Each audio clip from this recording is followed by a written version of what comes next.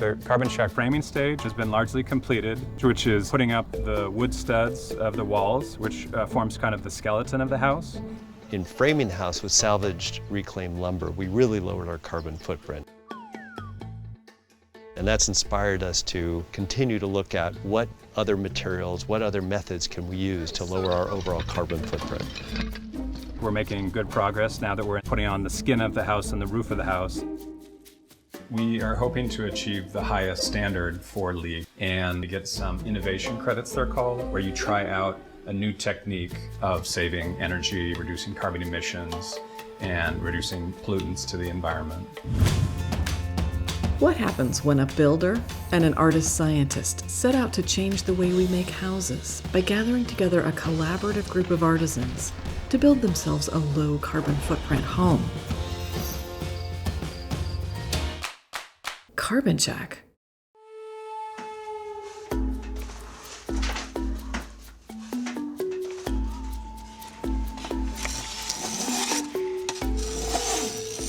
Bueno, el proceso de los shingles es uno por uno. Son piezas muy pequeñas. Entonces, para completar una pared tan grande como el frente, creo que son miles de piezas. The innovation that we are largely focused on is things like the use of salvaged lumber, but also finished materials like clay tile roofing or wood shingles, all kinds of materials that otherwise would go to waste. No es un trabajo regular, el uso de madera reciclada, el uso de la teja de barro para el techo reciclado, fue algo nuevo para mí que yo no había hecho en otros trabajos.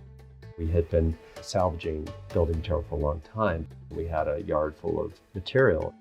Following the logic of the more we save, there must be some value to it, either in cost or no remanufacturing costs. What we're trying to do is investigate the front end of the process where you're building the house and you're asking, well, what is the embodied energy related to the materials that we use? At first, when I was brought on, I was a little bit more pessimistic and cynical because everyone talks about operational energy being the big enchilada. It's like 80% of the whole house's footprint. So this seemed a little bit silly to me.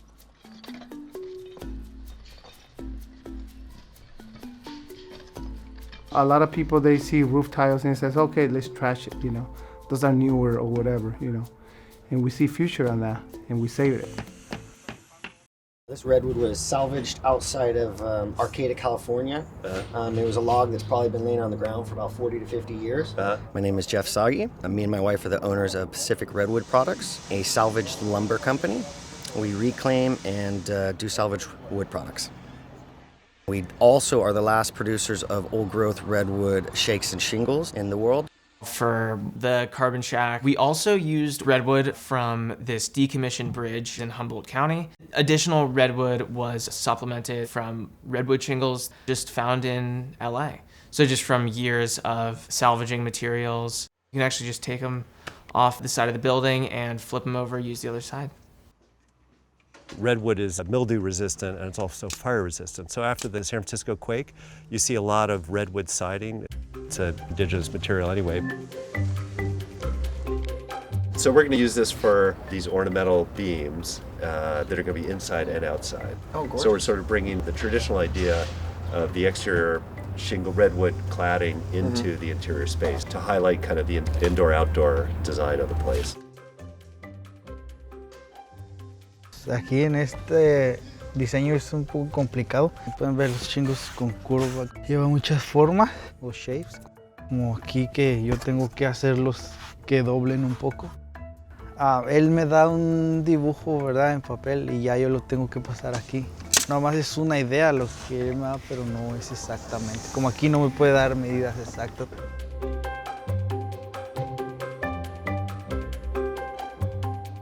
Mi papá es un carpintero en México.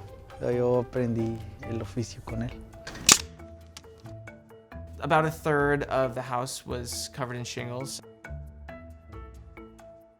And then about a quarter of the house was covered in a mixture of stone and brick. We got enough stone? We had enough stone to build the garage front and maybe that side of the house. We got a lot of brick. Yeah. Okay, all right.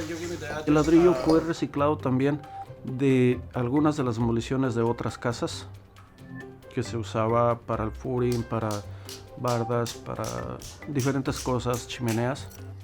In California, the foundations from historic homes were made out of unreinforced masonry bricks. That all falls apart in an earthquake.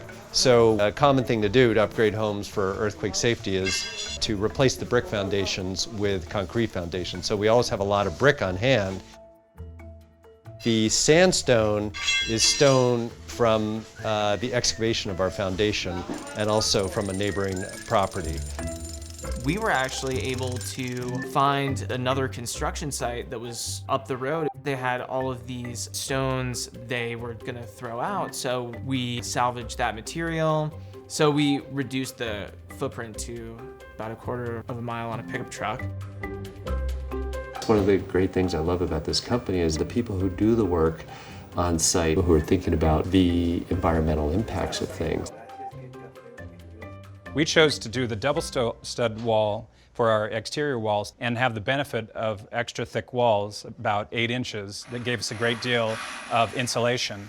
The heat is going to go through here. There's going to be no thermal bridging. You will get a significant improvement in energy efficiency.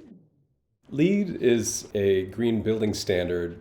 People from different parts of the industry try to move the industry and move our built environment towards a greener future. This is my first actual LEED home that is doing so much in regards to using existing materials. In cities in Europe, the old farmhouses are built from the remains of Roman aqueducts or Roman roads, so reclaiming is a well-established historic practice.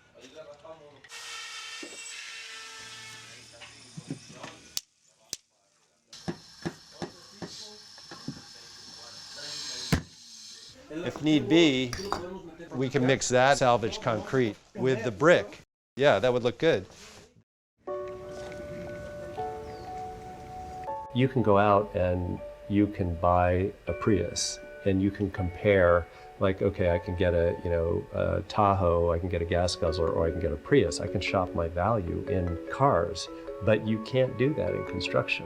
As an industry, and certainly for residential, we just have not offer people a way to look at becoming more green in their new construction. We've been looking at all this data to measure the carbon footprint to construct a building, and we're trying to come up with a real standard catalog so other people can use it and be confident about their own values. Stone and brick both have high carbon footprints. So for brick, you have to mine clay. That clay has to be fired. That's often done outside of the United States where there's looser environmental protection laws. So they're using either coal or open uncontained fires. And then stone also has to be quarried, has to be mined, which takes dynamite, blasting, cutting, and transport. It's usually coming from China or Brazil. So long distances associated with stone. The same environmental impact that clay brick has, clay roofing has. They burn it for so many hours, and then they put them on these kilns that they use a bunch of propane gas for days, and then after that, transportation, fuel. It was a mission-style house, so we felt like it was important to use clay, but we were able to salvage all of these clay tiles from years of reclaiming buildings and restoring buildings. On the other hand, asphalt shingles have a lower embodied energy, but they have to be replaced every 15 years. The amount of shingles that end up in the landfill is enormous. It's like third largest category of construction waste.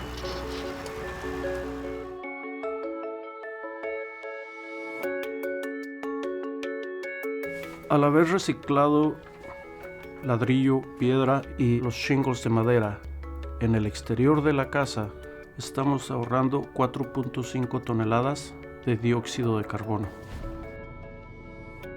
we reduced our carbon footprint associated with siding by 74%. That's taking a car off the road for close to a year. One of the really surprising things was how much carbon was saved by reusing the roof tiles.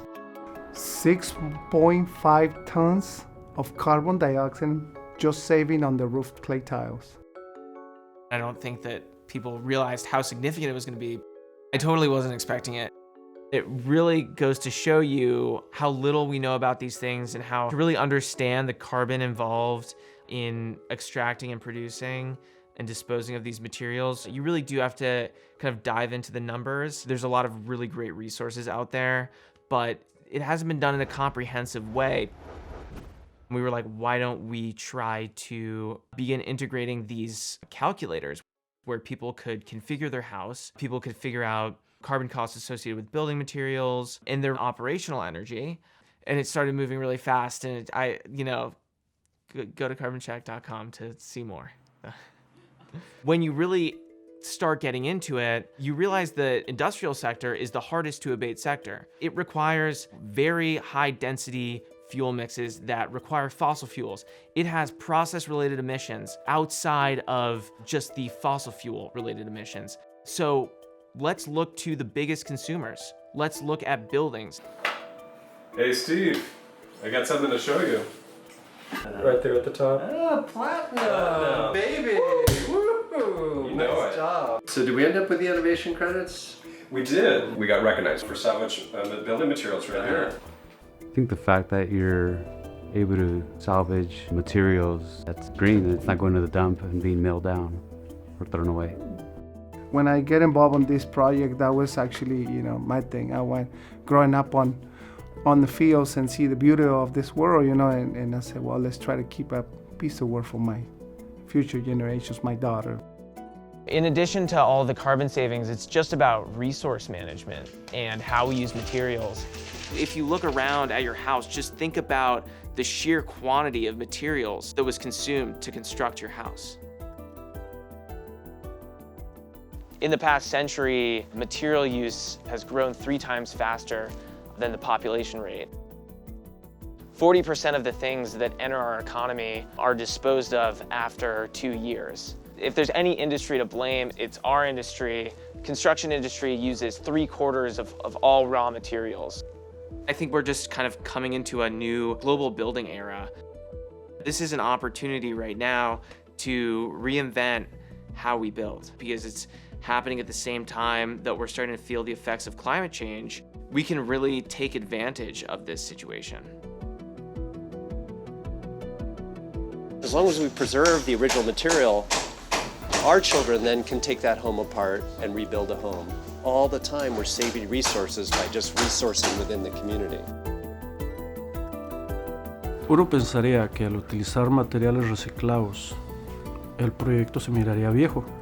Cuando en realidad haya terminado el proyecto con materiales reciclados, el proyecto se mira perfectamente como si fuera todo nuevo, en muy buena condición.